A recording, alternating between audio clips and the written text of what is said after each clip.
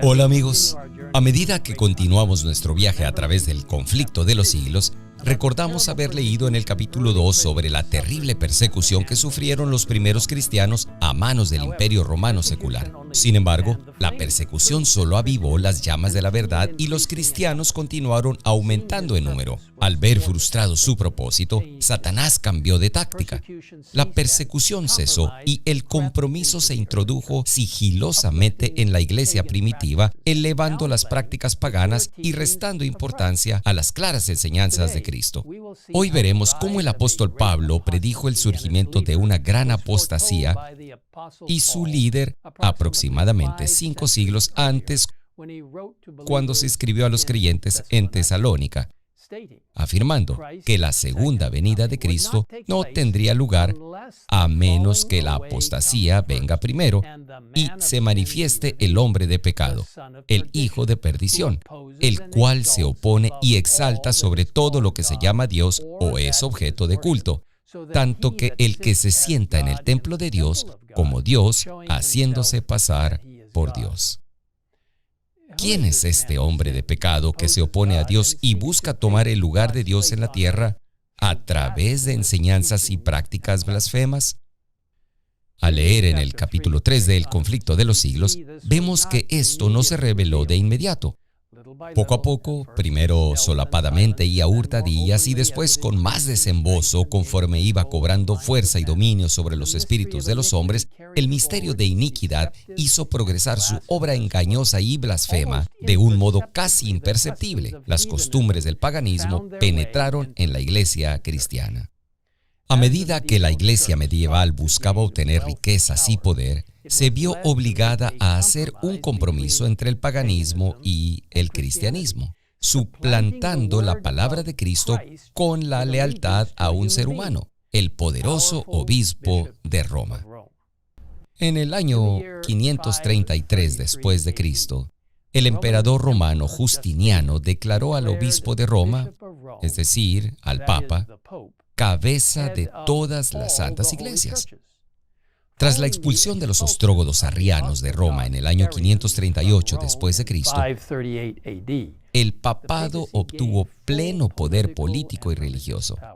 Más tarde se le dio al Papa el título mismo de deidad, Señor Dios el Papa, y fue considerado infalible, visto como verdaderamente Dios y hombre.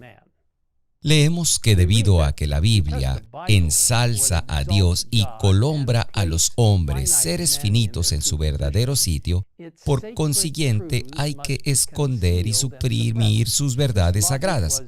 Esta fue la lógica que adoptó la Iglesia romana. Por centenares de años fue prohibida la circulación de la Biblia. No se permitía a la gente que la leyese ni que la tuviese en sus casas. Sin la Biblia como salvaguardia, la gente no tenía un estándar para distinguir entre el bien y el mal, y estaba a merced de una iglesia y un clero corruptos.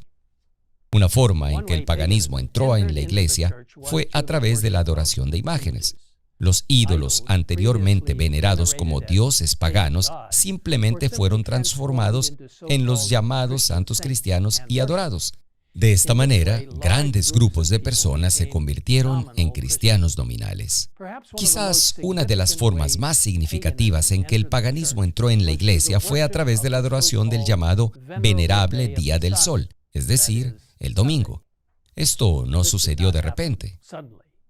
En los primeros siglos, el verdadero sábado, es decir, el sábado del séptimo día, había sido guardado por todos los cristianos, los cuales, siendo celosos de la honra de Dios y creyendo que su ley es inmutable, respetaban escrupulosamente la santidad de sus preceptos.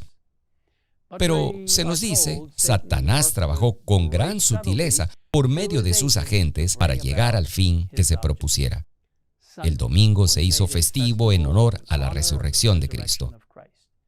A lo largo de los años, el domingo siguió celebrándose como una gran fiesta, mientras que el sábado se convirtió en un día de ayuno y trabajo penoso.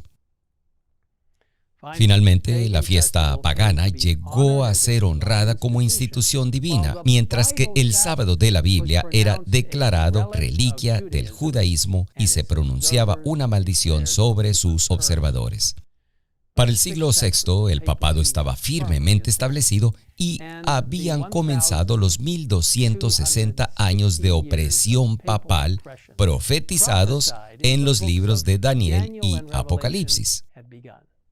El Papa y los sacerdotes fueron vistos como los únicos mediadores entre Dios y los seres humanos. Se enseñaba la salvación por obras, fomentando largas peregrinaciones, actos de penitencia, erección de iglesias y santuarios, y pago de grandes sumas a la iglesia para obtener un camino al cielo. Se introdujo la doctrina de las indulgencias, proporcionando una forma para que las personas pagaran por los pecados que planeaban cometer en el futuro. La falsa enseñanza de la inmortalidad del alma pasó a primer plano, lo que condujo a la adoración de la Virgen María y la adoración de los santos celestiales. Esto abrió la puerta a la herejía del tormento eterno en un infierno eterno, junto con la idea del purgatorio, una especie de casa intermedia donde, después de sufrir por un tiempo, se está listo para ser admitido en el cielo.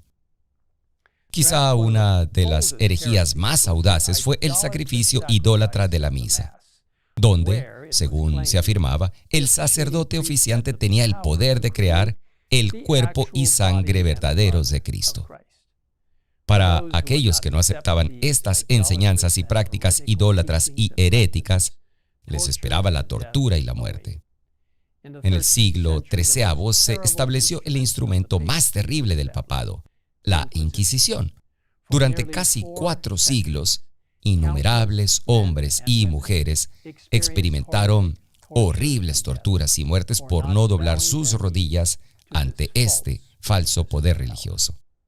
Durante los 1260 años de tinieblas anunciados por la profecía, la palabra de Dios casi fue desterrada de la faz de la tierra. El mal dominaba por completo, cometiendo y celebrando crímenes impensables. Y sin embargo, la luz de la verdad de Dios nunca se extingue por completo. A lo largo de la historia, Él siempre ha preservado un remanente que es fiel a su palabra. La próxima semana, mientras continuamos con nuestro estudio de El conflicto de los siglos, aprenderemos acerca de un grupo especial de personas que sin temor llevaron la antorcha de la verdad durante este tiempo tan oscuro. Si aún no has obtenido una copia de este libro tan increíble, te animo a visitar thegreatcontroversyproject.org. Ahí puedes descargar una copia gratuita hoy mismo. Al concluir nuestro tiempo juntos, quiero invitarles a orar conmigo ahora mismo. Padre en el cielo, reconocemos que literalmente millones de personas han sufrido porque creyeron en tu santa palabra escrita y querían seguir las instrucciones del cielo. Gracias por darnos la Biblia. Gracias por darnos la oportunidad hoy de tener acceso a la santa palabra. Ayúdanos a leerla, a vivirla, a promoverla y a compartirla. Y Señor, por favor, guíanos a medida que avanzamos hacia el futuro y cualquier desafío que podamos enfrentar. Que siempre, como los de antaño, nos apoyemos completamente en ti y en tu palabra, para que así nos ayudes. Gracias. En el nombre de Jesús. Amén. Amen.